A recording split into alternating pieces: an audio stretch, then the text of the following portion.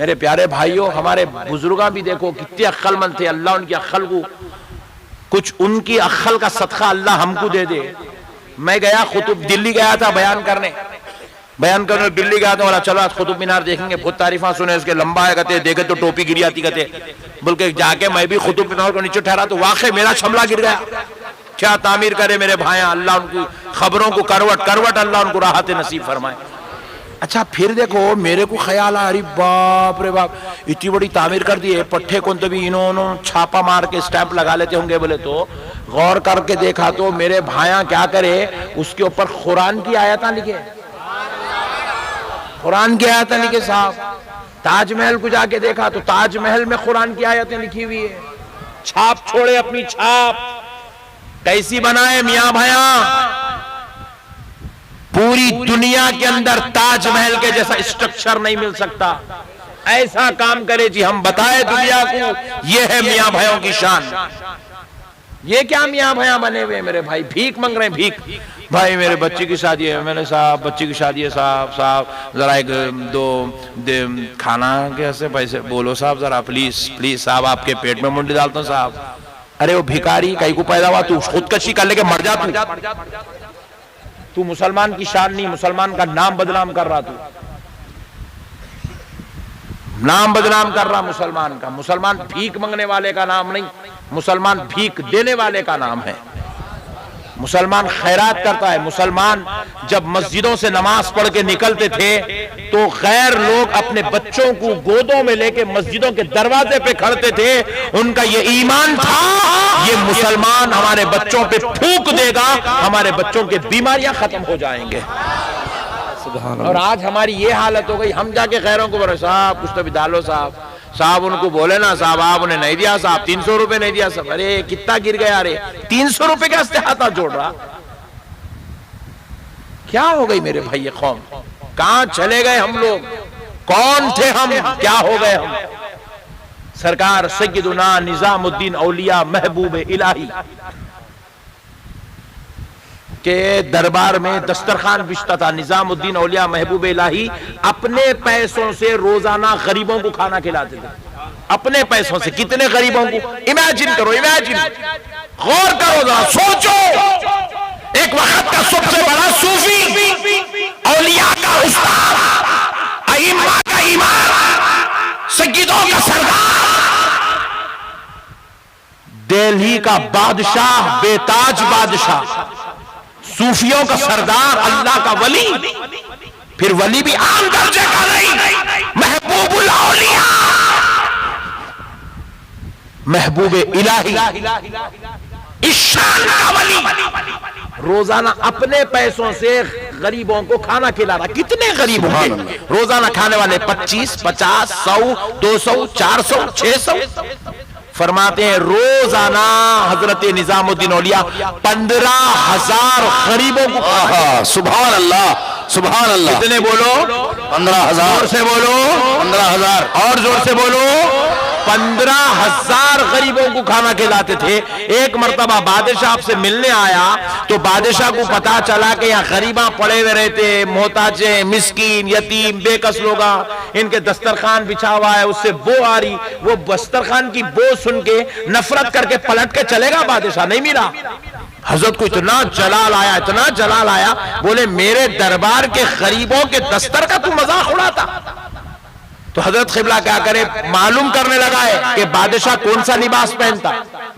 बोले साहब फुला जो है फैक्ट्री में उसका लिबास बनता, फुला लोग अपने घर में बैठ के तख्तों पे उसका लिबास बनाते। कहा उन्हीं से कहो, एक दस्तरखान बादशाह के लिबास से ज्यादा कीमती होना चाहिए।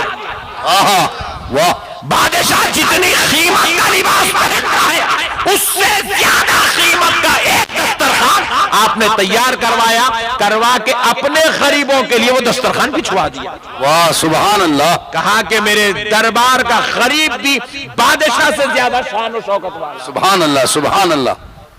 हम ये है मेरे भाई, हम लोग भीख मांगने वाले नहीं होते। 12-12 बजे तक सोना, अम्मा जाके जो है दवाखाने में गवर्नमेंट हॉस्पिटल में लाइन में ठहरी हुई है, चक्कर आ रही है अम्मा को बीपी की वजह से, बाबा शुगर पेशेंट, पैरों में दर्द, उन्होंने जाके एक दवाखाने में ठहरे हुए। कहां ठहरे हुए साहब? बोले फुकट में गोलियां मिलते मौलाना यहाँ पे। कहीं कुछ साहब आपका जवान बेटा मर गया नहीं है मौलाना, फिर आपका बेटा आपका इलाज नहीं करा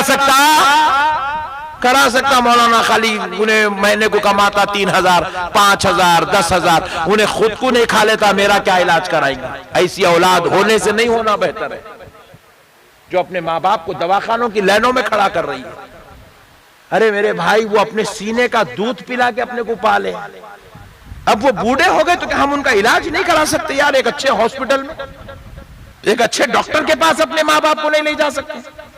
बिचारी बीवी कपड़े धोती, बर्तन धोती, पकाती, बच्चों को देखती, इस्त्री करती, पूरा घर संभालती, झाड़ू मारती, पूरा अपने माँ बाप को छोड़ दी, भाइयों को छोड़ दी, खानदान को छोड़ दी, रिश्तेदारों को छोड़ दी, हमसे निकाह करके वो बिचारी पूरा खानदान, पूरा कबीला, पूरे रिश्तेदार, पूरे दोस्त, पूरे अहबाब सबको छोड़ दी, सिर्फ अपने एक शौहर के खातिर वो सब कुछ कुर्बानियां देके आ गई और यहां के खादिमा के जैसी काम वाली के जैसा काम कर रही है। जब वो बेचारी प्रेग्नेंट हो जाए, क्या उसको एक अच्छे हॉस्पिटल में ले गए जाके एक अच्छे स्पेशलिस्ट डॉक्टर के पास उसका इलाज नहीं करा सकते यार? अगर वो तो बीवी के साथ इतना भी नहीं कर सकते तो भी शादी करे कहीं को बड़े भाई? 1 लाख रुपए आप डिलीवरी पे खर्चा नहीं कर सकते अपनी बीवी के लिए? वो हमारी औलाद को अपने पेट में पाल रही है। सुबह एक तकलीफ, दोपहर में एक तकलीफ, रात में एक तकलीफ, दिन में एक तकलीफ, इतने जुल्म और ज्यादती के साथ वो गुजर रही है। घर में काम उसको हो रहा है, उतनी तकलीफों के साथ गुजर रही है, फिर भी कपड़े धो रही है, हर तरह की तकलीफ बर्दाश्त कर रही है। कम से कम एक अच्छे डॉक्टर को बता के, एक अच्छे दवाखाने में बता के बेचारी का इलाज तक हम नहीं करा सकते, तो फिर किस बात की मुसलमान है मेरे भाई? हम क्या है मेरे भाई? ये क्या चल रहा मुसलमानों के पास? पुलिस स्टेशन चलेंगे सिलसिले के, आप भी चलिए, कल सुबह मैं भी चलता हूं, चल के पूछेंगे सर्कल इंस्पेक्टर साहब, सिलसिले के आपके इस पुलिस स्टेशन में पूरे अक्टूबर के महीने में कितने केसेस बुक हुए? उन्होंने रजिस्टर देख के बोलेंगे 300 केसेस बुक हुए। साहब इसमें मुसलमानों के कितने हैं? 210 केस मुसलमानों के। चोरी हमारे पास, डकैती हमारे पास, जुल्म ज्यादती हमारे पास, शराब पीना हमारे पास, जिना करना हमारे पास, रेप होना हमारे पास, गैर मुस्लिमों के साथ गाड़ियों पे बैठ के फिरना, अय्याशी करना हमारे पास, बगैर बुरखों के रोडों पे निकल जाना हमारे पास, आशिकी करने का चक्कर पूरा हमारे पास, आपस में लड़ना झगड़ना, एक दूसरे के गिरेबान पड़ना, मारना, मुंह फोड़ना, खून निकालना, ये सारे जलालतें हमारे पास, डौरी के हमारे पास, औरतों को जला देने वाले किस्से हमारे पास, शोहरों को सताने के किस्से हमारे पास। मेरे प्यारे भाई, क्या होगा इस हाल में हमारा, इस उम्मत का क्या होगा मेरे भाई? खुदारा मुसलमानों, अल्लाह और उसके रसूल का वाह, इतने मत गिर जाओ मेरे भाई कि अल्लाह की रहमत को भी हमारे ऊपर बरसने में शर्म आने लगे। अल्लाह ताला हमसे नजरें फेर ले, ऐसे मत बनो मेरे भाई। रसूल अल्लाह हमसे नाराज हो जाए, ऐसे मत बनो मेरे भाई। खुदारा मुसलमानों, बनना हो तो ऐसे बनो, ऐसे बनो मेरे भाई कि अगर सिलसिला की गलियों में जब हम घूमे, जब चले और फिरे, देखने वाले जब हमको देखे तो ये ना कहे कि देखो फुला का बेटा, फुला का भाई, फुला का बाप, फुला का दोस्त आ रहा है, बल्कि देखने वाला कहे देखो देखो प्यारे मुस्तफा का गुलाम आ रहा है, सुभान अल्लाह वाले नबी का दीवाना आ रहा है, गौस व ख्वाजा का चाहने वाला, सुभान अल्लाह, हक है। कुछ ऐसे बनो मेरे भाई, अच्छा कमाओ मुसलमानों, कमाओ। 25,000 की नौकरी मत करो, छोड़ दो कल नौकरी। मैं बोल रहा हूं आपको, नहीं करना आप नौकरी। आप नौकरियां करने पैदा नहीं हुए, आप किसी की गुलामी करने पैदा नहीं हुए। खुदारा अल्लाह का वास्ता छोड़ दो ये नौकरियां, तिजारत करो आप, तिजारत।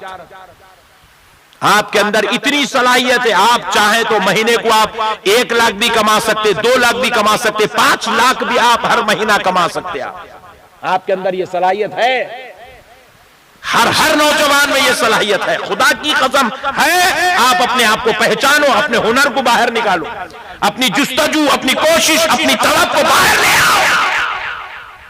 अइम्मा इकराम से भी मेरी मुअद्दिबाना दरखास्त है, खाली मस्जिद के इमाम बन के मत रहो। वहां गए, पढ़ाए, ट्यूशन पढ़ाए, 300 रुपए ले लिए, वहां ट्यूशन पढ़ाए 400। अल्लाह की लानत है ऐसी नौकरियों पर। मत पढ़ाओ ऐसी कौम को जो अल्लाह का कलाम पढ़ाने पे 300 रुपए देती है। मत पढ़ो ऐसे नाहिस कौम को। उलमा से भी मेरी गुजारिश है, नमाजों के अलावा बिजनेस की तरफ तवज्जो करिए, पैसे कमाओ मेरे भाई। आप कम से कम महीने को आप कम से कम एटलीस्ट 1 लाख रुपए तो आप कमाना।